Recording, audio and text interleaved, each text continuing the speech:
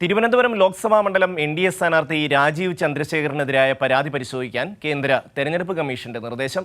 സത്യവാങ്മൂലത്തിൽ സാമ്പത്തിക സ്ഥിതി സംബന്ധിച്ച തെറ്റായ വിവരങ്ങൾ നൽകിയെന്ന പരാതിയിലാണ് കേന്ദ്ര പ്രത്യക്ഷ ബോർഡിനോട് അന്വേഷിക്കാൻ തെരഞ്ഞെടുപ്പ് കമ്മീഷൻ നിർദ്ദേശം നൽകിയത്.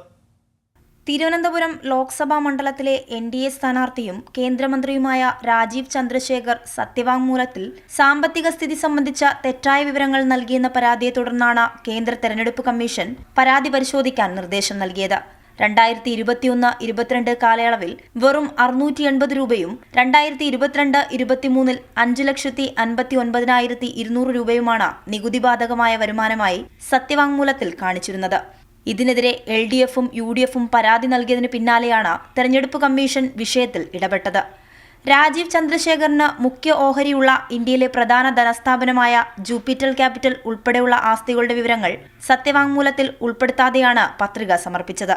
2018 രാജ്യസഭാ തെരഞ്ഞെടുപ്പ് സമയത്ത് നൽകിയ സത്യവാങ്മൂലത്തിൽ 65 കോടിയായിരുന്നു രാജീവ് ചന്ദ്രശേഖർ ആസ്തി കാണിച്ചത്.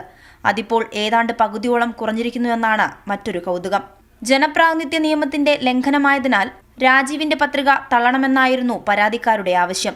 എന്നാൽ രാജീവിന്റെ പത്രിക സ്വീകരിക്കുകയായിരുന്നു.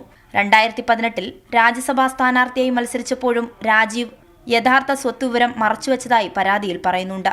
കുറഞ്ഞത് 1000 കോടി രൂപയെങ്കിലും വിലമതിക്കുന്ന വ്യവസായങ്ങൾ രാജീവ് ചന്ദ്രശേഖരനുണ്ടെന്നാണ് വ്യവസായ ലോകത്തെ ഉദ്ദേശക്കണക്ക്. സത്യവാങ്മൂലത്തിലെ സാമ്പത്തിക കണക്കുകൾ സംബന്ധിച്ച പൊരുത്തക്കേടുകൾ പരിശോധിക്കാനാണ് ഇപ്പോൾ തെരഞ്ഞെടുപ്പ് കമ്മീഷൻ നിർദ്ദേശം നൽകിയിരിക്കുന്നത്. കൈരളി ന്യൂസ്, ദില്ലി.